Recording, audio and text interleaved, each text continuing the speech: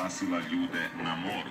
Grčka obalska straža spasila je 104 osobe, ali se stotine migranata udavilo nakon što se preopterećeni čamac prevrnuo i potonuo u međunarodnim vodama kod grčkog Pilosa 14. juna, a uzroci brodoloma se i dalje istražuju. Grčka je jedna od glavnih ruta u Evropsku uniju za izbjeglice i migrante sa Bliskog istoka, Azije i Afrike.